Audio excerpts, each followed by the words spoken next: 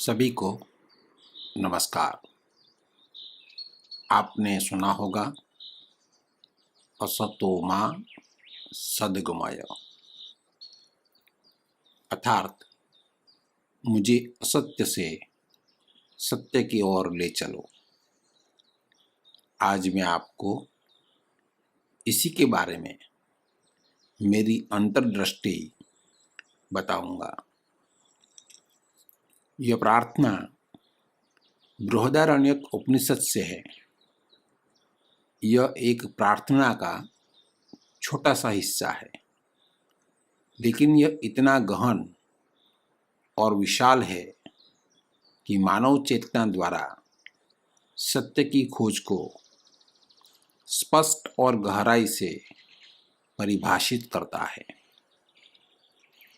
सत्य संस्कृत में कई शब्दों की जड़ है, जैसे कि सत्व अर्थात शुद्ध सार तत्व और सत्य अर्थात सच। संस्कृत में सत्य के कई अर्थ होते हैं, जैसे कि सत्य, परम सत्य, वास्तविकता, ब्रह्म, अपरिवर्तनीय, जिसमें किसी भी प्रकार का विरूपण नहीं होता, जो समय, स्थान और व्यक्ति से परे है, जो पूरे ब्रह्मांड में कायम और व्याप्त है। इस प्रकार असतो मा सद्गमय के अर्थ महत्वपूर्ण होते हैं और वह हमारी व्याख्या का तल दर्शाता है। जैसे कि शाब्दिक, अस्तित्ववादी या रहस्यमयी। कुछ लोग शाब्दिक अर्थ समझते हैं, मुझे असत्य से सत्य की ओर ले चलो, मुझे अज्ञान से ज्ञान की ओर ले चलो। दूसरे अस्तित्ववादी अर्थ समझते हैं, मुझे नास्तित्व से अस्तित्व की ओर ले चलो। और कुछ लोग इसे रहस्यमयी अर्थ में समझते हैं, मुझे मिथ्या से, ब्रह्मजाल से वास्तविकता की ओर ले चलो, मुझे अवास्तविकता से वास्तविकता की ओर ले चलो। चाहे आप इसे किसी भी तरह से देखें, सत्य, सत्य, परम सत्य, वास्तविकता, परम वास्तविकता, अस्तित्व, परम अस्तित्व, अनित्य नहीं बल्कि सदा के लिए, नाम और रूप की सीमा से परे, यह हमेशा दुनिया में सभी खोजने वालों की और मानव के हृदय की अभिप्सा और आकांक्षा रही है। यह भावना, यह आकांक्षा और यह अभिप्सा मानव हृदय, मानव मन, मानव सभ्यताओं को सभी युगों में समय समय पर सत्य की खोज के लिए, आत्मज्ञान के लिए, वास्तविकता के लिए, केवल अस्तित्व के लिए, अस्तित्व के रहस्य के लिए निर्देशित करती है। आज हम इस मानव मात्र की प्राणों की पुकार, दिल की पुकार को संक्षेप में समझने का प्रयास करेंगे। मुझे एक जैन कहानी याद आती है। 3 दोस्त शाम की सैर पर थे और उन्होंने एक पहाड़ी पर एक साधु को खड़ा देखा। स्वाभाविक रूप से उन्होंने सोचा, साधु क्या कर रहा है? उनमें से एक ने कहा, वह अपने दोस्तों का इंतजार कर रहा होगा। लेकिन दूसरे ने यह कहते हुए इनकार किया कि वह पीछे नहीं देख रहा है। अगर कोई किसी का इंतजार कर रहा होता तो वह पीछे देखता रहता है, लेकिन यहाँ ऐसा नहीं है। तो दूसरे ने बोला, शायद उसकी गाय खो गई है और वह उसे ढूंढ रहा हो। तब तीसरे ने कहा, यह भी सही नहीं है, क्योंकि वह न तो हिल रहा है, न ही बाहर देख रहा है। वह सिर्फ खड़ा है, चुपचाप स्थिर, और लगता है कि आंखें भी बंद है। वह प्रार्थना कर रहा है। वाद विवाद के बावजूद कोई निर्णय न हुआ। अब केवल एक विकल्प था, साधु के पास जाना और उससे पूछना। तो तीनों दोस्त पहाड़ी पर चढ़े और साधु के पास पहुंचे। तत्काल पहला व्यक्ति बोला, क्या आप अपने दोस्तों का इंतजार कर रहे हैं जो पीछे हैं? साधु ने अपनी आंखें खोली और उत्तर दिया, नहीं साहब, मुझे किसी का इंतजार नहीं है। मेरे न तो दोस्त है न ही दुश्मन। फिर दूसरे ने कहा, मेरी बात सही होनी चाहिए। क्या आप अपनी खोई हुई गाय को ढूंढ रहे हैं? साधु ने कहा, नहीं साहब, मैं किसी को ढूंढ नहीं रहा। मेरे खुद के अलावा मुझे किसी में दिलचस्पी नहीं है। तब तीसरे ने कहा, देखो, मेरी बात सही है। क्या आप प्रार्थना कर रहे थे? साधु ने कहा, नहीं साहब, मैं कुछ नहीं कर रहा हूं। मैं सिर्फ यहां हूं, अपने अस्तित्व के साथ, सिर्फ मेरे अस्तित्व के साथ मौजूद हूं। यही है असतो मा सद्गमय का मतलब। अपने आप की सच्चाई को जानना, अपने अस्तित्व के साथ होना, अपने अस्तित्व के साथ मौजूद होना, कुछ भी न करना न बनना, बल्कि सिर्फ होना। हम अपने आप की सच्चाई कैसे जानें? अपने अस्तित्व के साथ कैसे मौजूद रहें? हमें कैसे पता चले हमारा सत्य क्या है? हम वास्तविकता कैसे देखें? हमें कैसे पता चले हमारे अंदर क्या मौजूद है? हमारे अस्तित्व के रहस्य को कैसे सुलझाएं? यह सवालात मुझे जॉर्ज गुरजिएफ आदमी के बारे में जो कहते थे उसकी याद दिलाता है। जॉर्ज गुरजिएफ 20वीं सदी के यूरोप में एक प्रबुद्ध गुरु थे। वे आधुनिक मानव के लिए एक समकालीन ऋषि जैसे थे और उन्होंने आधुनिक मानव को अपने अस्तित्व को जानने के कई तकनीकें और तरीके बताए थे। वे कहते थे कि जैसा वे आदमी को देखते हैं, आधुनिक मानव लगभग एक मशीन है और मानव होने के गुण कम ही दिखते हैं। आधुनिक मानव एक ऐसा स्वचालित यंत्र है कि उसकी लगभग सभी क्रियाएं पूर्व आदेशित आदतों और प्राकृतिक प्रतिक्रियाओं से होती है, जो उसे जन्म से मृत्यु तक वातावरण द्वारा दी जाती है। मानव अपनी वर्तमान स्थिति में आत्मज्ञान से दूर है, इसीलिए आत्मज्ञान का लक्ष्य न रखकर आधुनिक मानव को पहले स्व अध्ययन का लक्ष्य निर्धारित करना चाहिए। यह स्व अध्ययन ही उसे आत्मज्ञान का रास्ता दे सकता है और स्व अध्ययन का तरीका स्व अवलोकन है। यह स्व अवलोकन ही मानव के इस स्वचालित यंत्र के विभिन्न गतिविधियों और कार्यों के बीच के संबंधों और सहसंबंधों को प्रकट कर सकता है।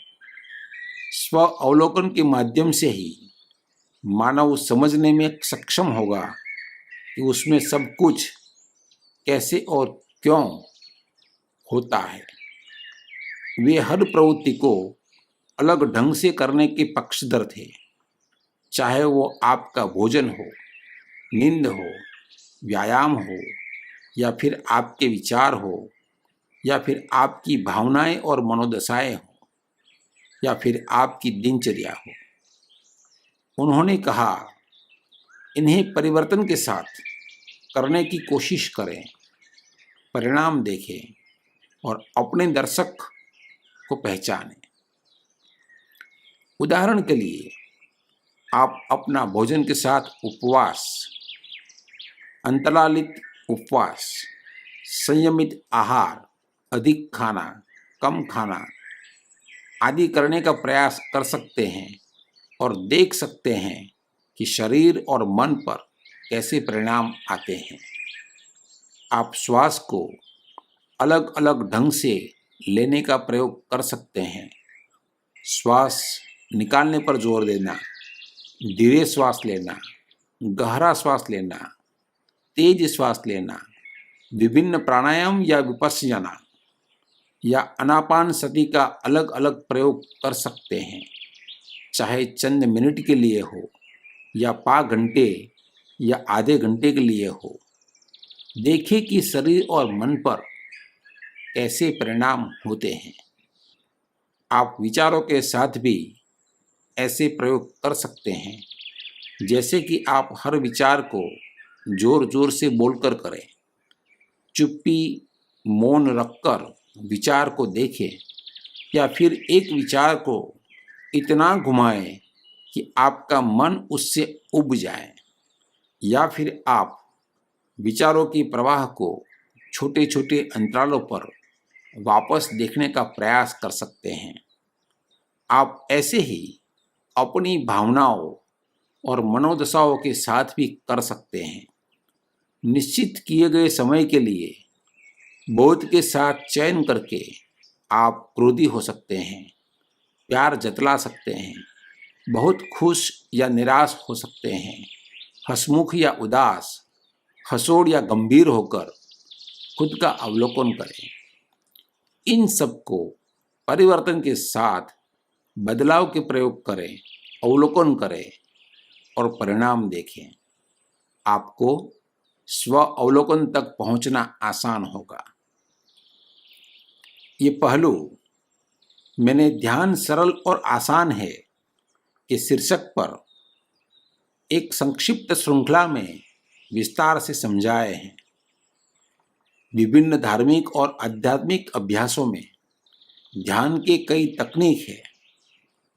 ओशो द्वारा भी बताई गई ध्यान की कई तकनीकें हैं। कुछ ध्यान की तकनीकों का यहाँ पर भी चर्चा की है। आप उनमें से कुछ प्रयोग कर सकते हैं और ये आपको खुद का स्व अवलोकन बनाए रखने की दिशा में अग्रसित कर सकते हैं। अगर हम अपने शरीर, श्वास, विचार और भावनाओं में होने वाले सभी परिवर्तनों को देख सके तो हमारे अंदर एक देखने वाले का एहसास होता है, पता चलता है, पता लगता है, जो सभी प्रक्रियाओं और गतिविधियों से अलग है। इस तरह के सभी अभ्यास हमारे स्व अध्ययन के लिए हमारे अंदर एक देखने वाला विकसित करेंगे। अवलोकन की प्रक्रिया के माध्यम से हम अपने जीवन चक्र के स्वचालित प्रतिक्रियाओं से छुटकारा पा सकते हैं। अवलोकन के माध्यम से हम उन्हें हमारी सचेत और सजग प्रतिक्रियाओं में बदल सकते हैं। वह देखने वाला आप में क्या मौजूद है, हमारे सत्य, हमारा सत्व, हमारा सार, हमारा सत्य और ब्रह्म के संपर्क में लाने की दिशा में ले जाएगा। वह देखने वाला आपको एक जागरूकता देगा जो हमारे स्वयं बोध, आत्मज्ञान के लिए सबसे ज़्यादा आवश्यक है। सबसे पहले और सबसे महत्वपूर्ण, हमें हमारे शारीरिक गतिविधियों, सांस लेने के तरीके, विचार प्रक्रियाओं और भावनाओं और मनोभावों के परिवर्तनों का ध्यान रखने की आवश्यकता है। महावीर जागरूकता बढ़ाने के लिए दिनों तक उपवास और मौन रखते थे, साथ ही खड़े खड़े ध्यान में रहते थे। जलालुद्दीन रूमी जागरूकता बढ़ाने के लिए दरवेश का घूमने का ध्यान करते थे। गोरखनाथ ने जागरूकता के लिए इतने प्रयोग किए कि उनका गोरख नाम गोरख धंधा अर्थात माया जाल के साथ जुड़ गया। मेहर बाबा जागरूकता को बढ़ाने के लिए वर्षों तक दीवार को निहारते रहते थे, साथ ही मौन रखते थे। कहा जाता है कि ओशो जागरूकता को बढ़ाने के लिए किताबों को बोलकर पढ़ते और नदी में घंटों तैरते रहते और घंटों तक पीठ की ओर चलते रहते थे। हर खोजने वाले ने स्वज्ञान प्राप्त करने से पहले स्व अध्ययन, स्व अवलोकन और स्व जागरूकता के किसी न किसी प्रक्रिया का प्रयोग किया है। तो हमारा सफर सत्य के लिए स्वयं बोध की ओर छोटे छोटे कदमों से शुरू होता है। स्व अवलोकन, स्व अध्ययन, मौजूदगी के साथ रहने का सम्यक कर्ता, सम्यक दृष्टा, सम्यक श्रोता की ओर बढ़ता हुआ आखिर में स्वज्ञान पर पूर्ण होगा। असतो मा सद्गमय अर्थात मुझे असत्य से सत्य की ओर ले चलो, ये मनुष्यों की सर्वोत्तम आकांक्षा और गहनतम अभिप्सा है। यह आदमी जो कि एक स्वचालित मशीन सा नजर आता है, उसका शरीर, मन और भाव की जागृति, जीवंतता और स्वयं बोध की सफर स्वचेतना में अपना अस्तित्वगत अनुभव तक पहुंचनी है। बातें सिर्फ प्रार्थना पे नहीं रुकनी चाहिए, यह प्राणों की पुकार होनी चाहिए। हमारे अस्तित्व और हमारे सत्य को, हमारी चेतना को महसूस करने के लिए अपनी सर्वोत्तम कोशिश करें। हमारे दिनचर्या के दौरान अपने जीवन के उद्देश्यों की पूर्ति करते हुए भी स्व अध्ययन की ज्योत, हमारी चेतना का स्वयं बोध, हमारे सत्य के एक दर्शक के रूप में हमेशा स्थायी और अंतर्निहित रहना चाहिए। उस अस्तित्व का अनुभव इतना खिलना चाहिए कि श्रोता, दर्शक, अनुभवी भी विलीन हो जाए और सत्य, आपका सत्य उस ब्रह्म के अनुभव में जो सार्वभौमिक हो, अस्तित्वगत रूप से डूब जाए। असतो मा सद्गमय की प्रार्थना आपके लिए सच्चाई हो। आपका सुनने के लिए बहुत बहुत धन्यवाद।